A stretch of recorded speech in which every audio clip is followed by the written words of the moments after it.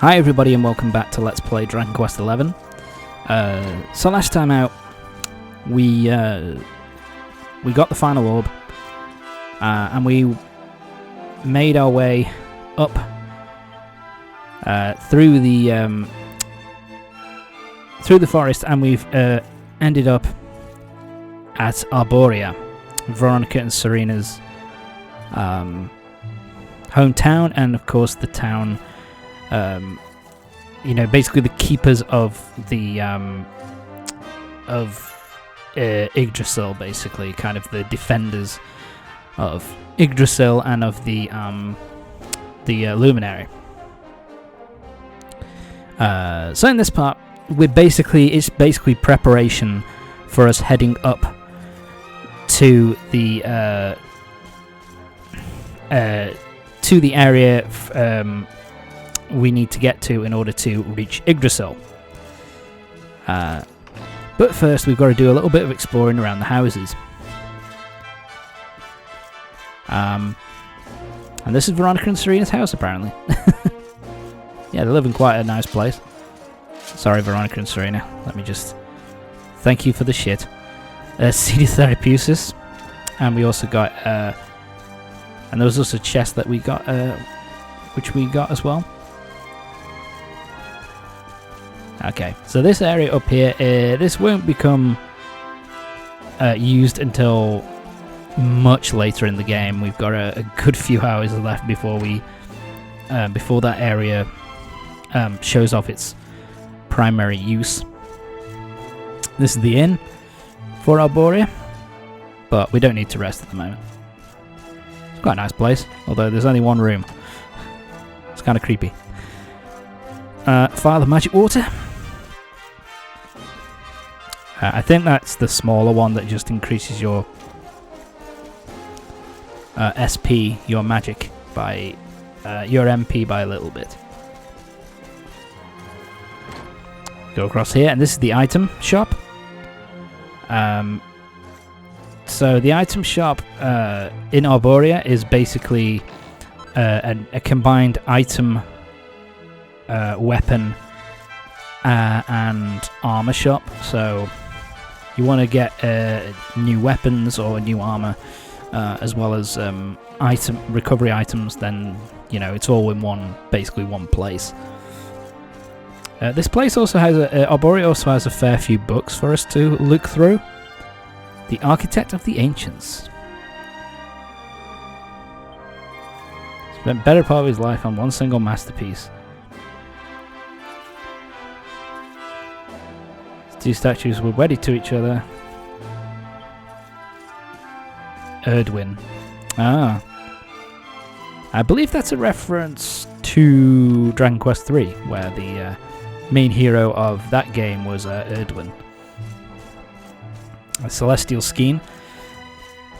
I don't know, I think that's just for crafting. Oh, it's gone dark. I've been wandering around for so long, it's gone fucking dark. Oh well.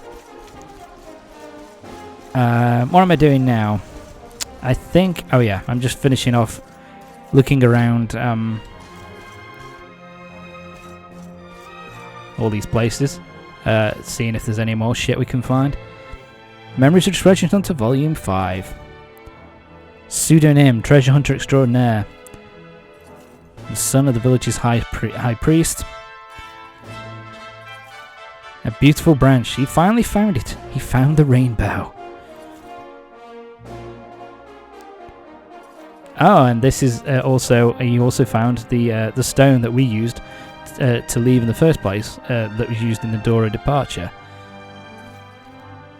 I realized it isn't the rainbow that I've been looking for. So he took the little stone, the doctor took the rainbow, and he continued on doing his adventuring. So yeah, and that's pretty much it for Chalky. We don't know anything else. I'm sorry. Hang on, love. I just need to grab your shit. Thank you. Elfin Elixir. I'll be gone now. See you in a bit. I'm just but I'm a luminary. I deserve all the shit.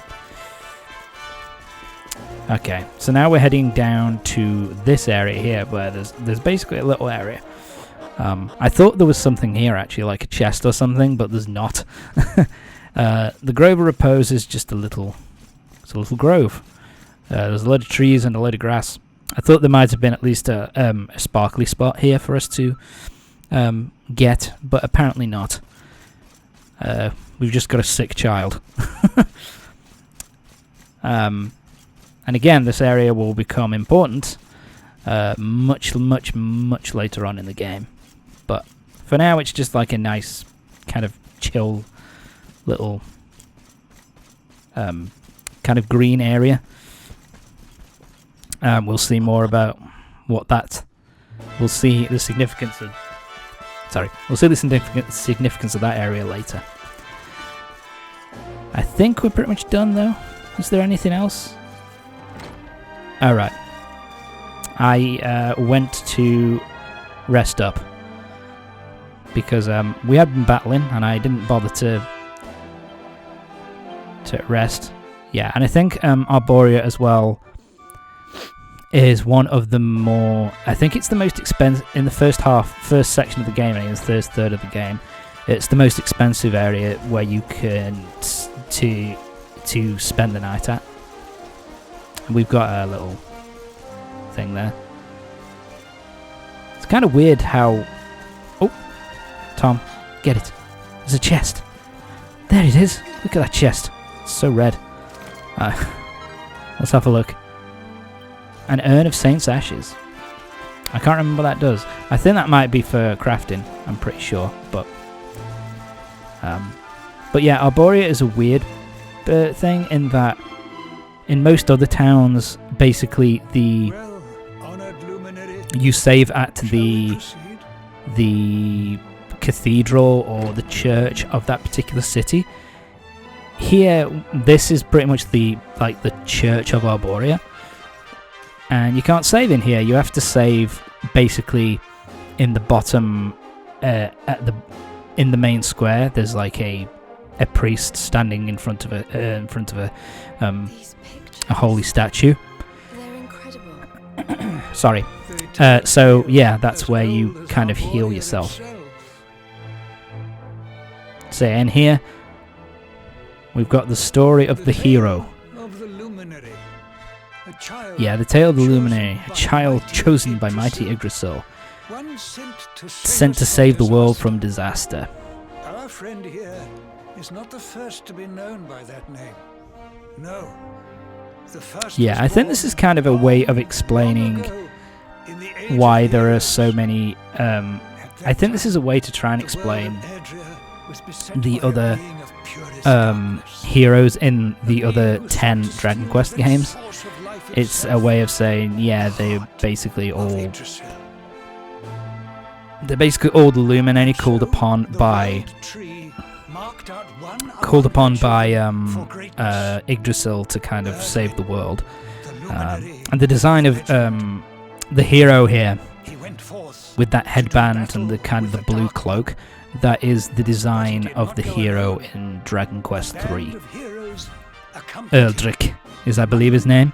A mighty sage named Serenica. So yeah, the sage. Serena, your friend here. So yeah, the sage that went along with him, the hero from Arboria, was Serenica.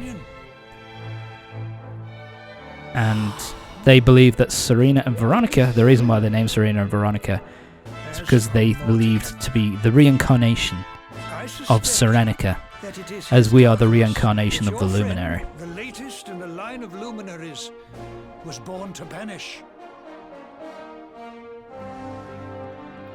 So yeah, it's up to us to defeat evil. Kick Mordegon straight in the balls. You must defeat And this is the way forward. The fate of our world depends upon it. Good luck. So yeah, this is the direction in which we have to go in order to find our way to Yggdrasil. So yeah, I decided to have a look at all these because the artwork is really fucking nice. The birth of Erdwin, Luminary. So there's the birth of the Luminary. Almighty Yggdrasil, whose holy heart is the source of life, was laid low by the Dark One. Then Erdwin, his faithful companions, ventured forth to face the Dark One. After triumphing against the Dark One and restoring peace to Erdria, the Luminary ascended to the heavens. So we can leave, but first, there's a couple of quests that we can do in Arboria. So basically this guy wants to make a super soup. He has a recipe for a super soup that he needs to make, but in order to do that he needs a single leaf of red kale. Red kale can only be found in the first forest, which is where we're going to be heading towards next. So we're going to do that for him. And then if we head back to the Grove of Repose, the little kid now has a purple mark above his head. So yeah, he wants a magical plough called a Wisteria. A Wisteria is an item that you can only get. Wisteria seeds are a rare drop. A drop from a rare monster that you can find in the first forest. Yeah, so they're these sprite bulbs, I think they're called. And there's a rarer version, a gold version of those monsters that we can find in the first forest as well. And Tom, move. There you go. And it is well worth doing these two side quests because the two items you get for them are pretty decent. And it's always good to try and get as much shit as you can done at this point in the game. So, you know. There's also the fact that it's not going to be too difficult to backtrack. So we've got some more enemies to deal with. So we've got the Goobonces and the Blood Bonnets. So the Blood Bonnets, I believe, are the ones you want to look out for because they do the most damage and they can poison you as well. So you want to, if you can, try and kill them as quickly as you possibly fucking can, because they're a pain in the fucking ass to deal with. Yeah, I mean, do we have Squelch? Tom, look to the left, buddy. There you go.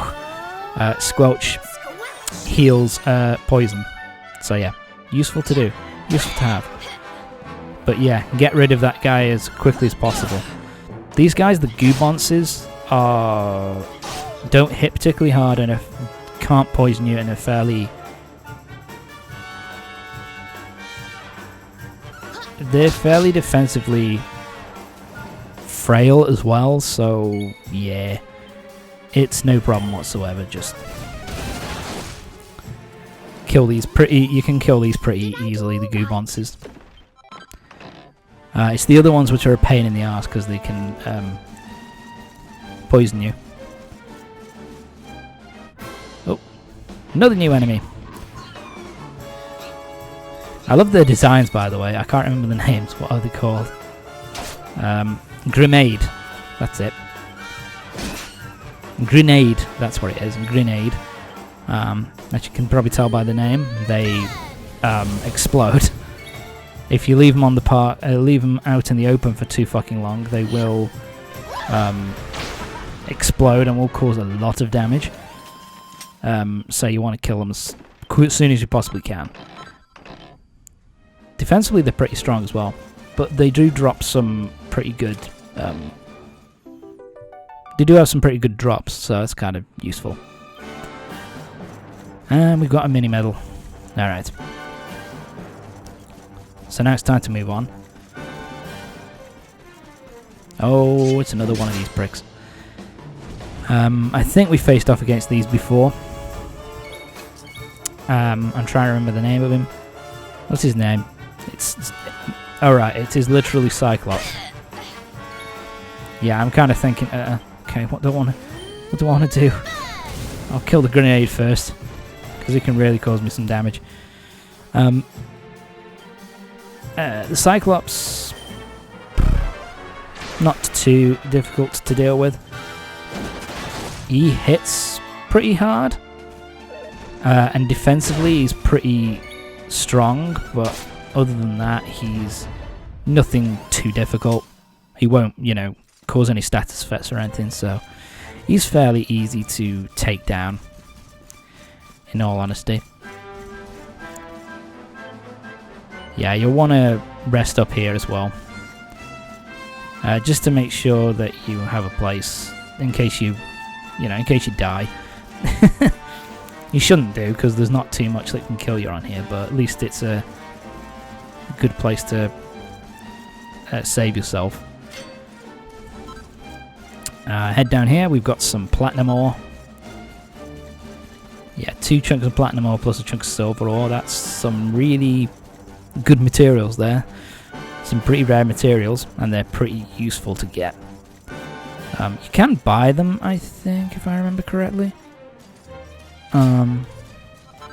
If you don't have the items, you can pay for them in the with the fun size forge, but it's not really. I think they're a bit expensive. I think it's something like $1.5 grand per piece of platinum. So it's, yeah, magic circle. I believe that's for crafting as well. I think so. I'd never use it anyway if it is an item that you can use. Yeah, just avoid these. We're at the right level anyway, so we don't need to level ourselves up anymore. Yeah, this is me thinking, okay. You're not one I can interact with. Alright, moving on. So, here in the first forest. This has quite a lot of items and chests for us to grab. And it has the strongest enemies in the first half of the game. In the first third of the game, rather. Not these, though. These are pretty fucking pathetic. Pine Needlers are basically a reskinned version of an enemy we faced right at the beginning of the game. These things are honestly pretty weedy. The one cool thing about them is the fact that they have the ability to summon more of themselves, so you can like keep one of them alive and just have them keep respawning, and you can just get a lot of experience that way. So they're good for grinding at the very least. But anyway, that's going to be it for this part. Join me next time when we continue through the first forest. We're going to find our way to the top